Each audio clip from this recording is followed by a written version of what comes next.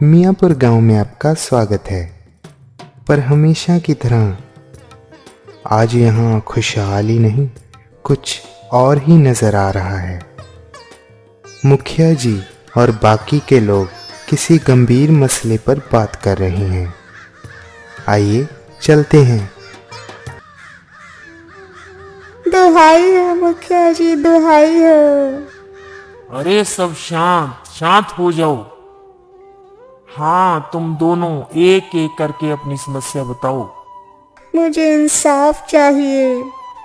मेरा पति रोज मदिरा पीकर मुझे मारता है। मुझे इंसाफ चाहिए मुखिया जी। देखो जी, मेरी जिंदगी मेरी ख्वाहिश है। ये कमबख्त होती कौन है मेरी शिकायत करने वाली? बल्लू, जुबान संभालो। हाँ, तो क्या कह रही थी कमला? अच्छा, तो फिर तुमने मेरी जिंदगी क्यों बर्बाद की? क्यों की मुझसे शादी, अगर बाद में मारना पीटना था मुझे? वाहियात औरत। बल्लू, मुखिया जी शांत, मेरी मानिए, मियाँ बीवी के झगड़े में मत पड़िए। आप तो बस पीछा छुड़ाने की सोचो। बात तो ठीक कह रही हो राजा। देखो भाई बल्लू और कमला, तुम दोनों एक रहो। ऐसे घर का झगड़ा लोगों के सामने पेश करोगे तो तुम्हारे घर का ही मजाक बनेगा।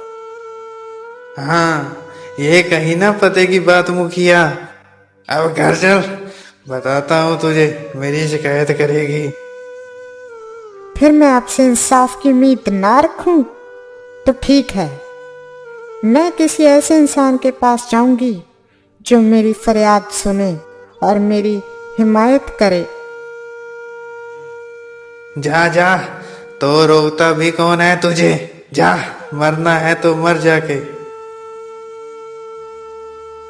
बल्लू की पत्नी रोते रोते मिट्ठू के पास जाती है और उसको कहती है,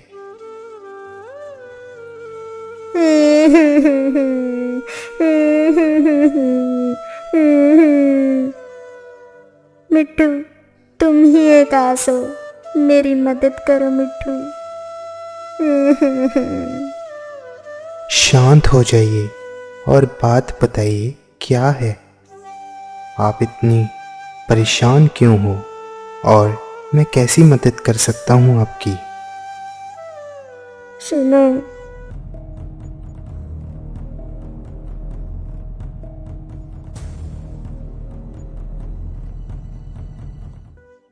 ये सब हो रहा है मेरे साथ।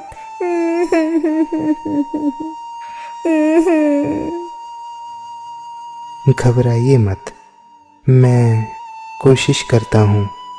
आप घर जाइए और फिक्र मत करना। शुक्रिया। मुझे यकीन था तुम मेरी बात को अनसुना नहीं करोगे। बस थोड़ा सा सब्र कीजिए, मैं जल्दी ही सब ठीक कर दूंगा।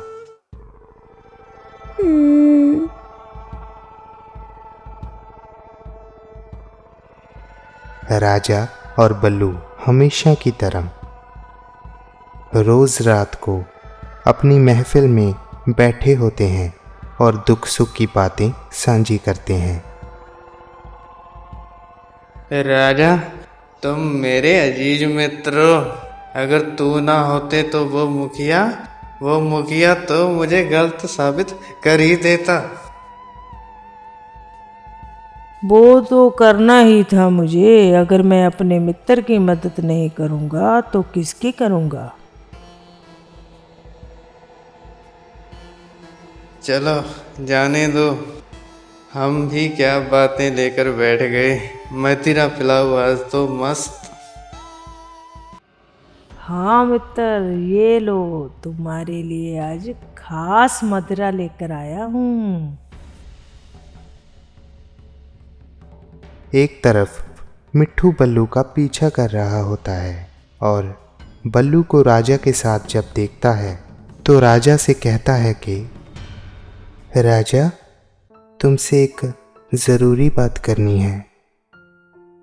हाँ बताओ मिट्ठू। बल्लू आपका मित्र है। हाँ तो देखो दोस्त, तो क्या आप अपनी मित्रता मदिरा पिलाकर साबित कर रहे हो? एक सच्चा दोस्त बनो राजा, बुरे काम ना करो, ना ही अपने दोस्त को करने दो।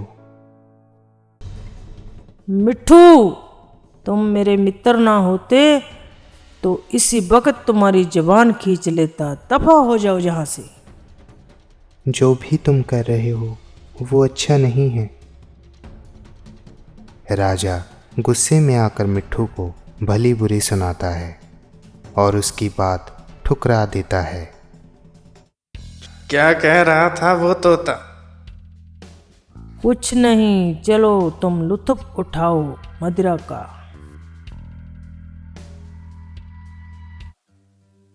दूसरा दिन। गांव में काफी भीड़ जमा हो रखी होती है। बल्लू जब भीड़ जमा हुई देखता है तो वो भीड़ की तरफ आता है और पूछता है, क्या हुआ? इतनी भीड़ क्यों जमा हो रखी है? बहुत अफसोस की बात है बल्लू कि हमारा दोस्त राजा अब हमारे बीच नहीं रहा। वो हमें अलविदा कह गया।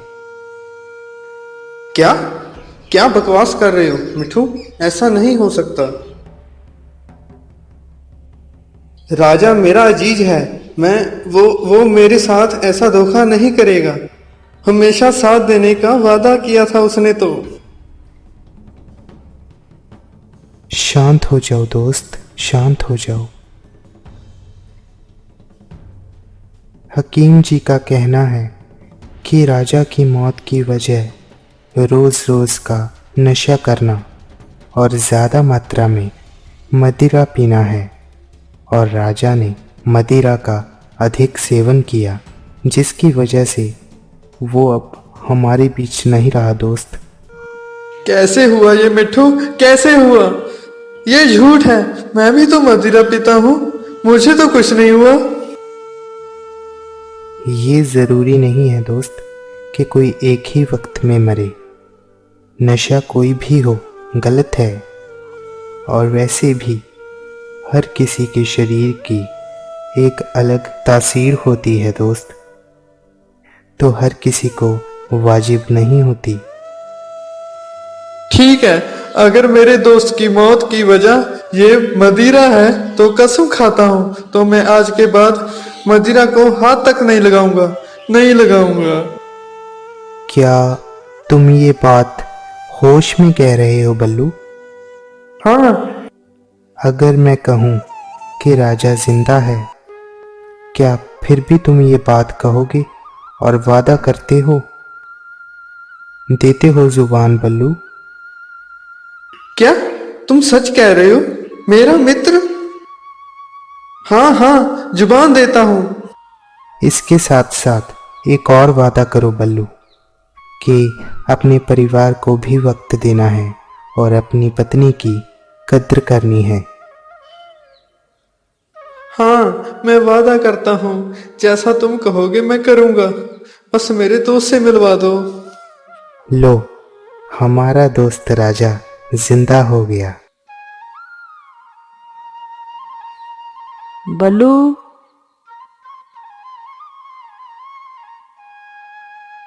शुक्रिया मिठू, शुक्रिया। शुक्रिया मिट्ठू, तुमने सच्ची दोस्ती का मतलब बताया। बहुत बहुत शुक्रिया। शुक्रिया नहीं दोस्तों, आप दोनों मेरे दोस्त हो। बल्लू और राजा को अपनी गलती का एहसास हो जाता है। कमला जी, मैंने आपसे किया हुआ वायदा पूरा किया, लीजिए। शुक्रिया मिट्ठू, पर ये सब तुमने किया कैसे? जब राजा मिट्ठू को मना कर देता है और वापस बल्लू के साथ बातें करता है, तो कुछ बातों से उसको एहसास होने लगता है कि वो अपने दोस्त के साथ बहुत गलत कर रहा है। सुनो सुनो, तुम ना मेरे मित्र बहुत खास हो। मुझे तुम पर पूरा यकीन है। तुम मुझे कभी धोखा नहीं दोगे। हाँ मित्र, हाँ जरूर। शायद मिट्ठू सही था। मैं अपने स्वार्थ के लिए मित्र को ही धोखा दे रहा हूं। उसको इस बात का एहसास तब होता है जब बल्लू उसको कहता है कि उसको कभी धोखा मत देना। फिर राजा मिट्ठू के पास जाता है और मिट्ठू से सहायता मांगता है। मिट्ठू, तुम सच कह रहे थे, मुझे माफ कर दो। अब समझ गया मैं कि असली मित्र क्या होता है। चलो, देर आए दुरुस्त आई। तो अब सुनो, मेरे पास एक योजना है। हाँ बताओ मिट्ठू, बताओ। बल्लू को उसकी बुरी आदतों से छुटकारा दिलाने के लिए शायद ये योजना काम करेगी, पर आपको मेरा साथ देना होगा। मैं सच में अपने मित्र के लिए कुछ करना चाहता हूँ। तो इस तरह से वाह मिट्ठू, तुम सचमुच महान हो। कमला जी, इससे बेहतर योजना मुझे और कोई नहीं लगी। किसी का मुंह तड़वाना बहुत आसान है, लेकिन किसी की आदतें छुड़वानी बहुत ही मुश्किल। तो मैंने सोचा कि सांप भी मर जाए और लाठी भी ना टूटे। तो दोस्तों, उम्मीद करता हूँ आप सबको ये कहानी पसंद आई होगी।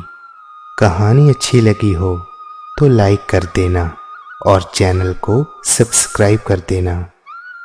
हम आपके लिए ऐसी ही प्यारी प्यारी और अच्छी अच्छी कहानियाँ लेकर आते रहेंगे। धन्यवाद।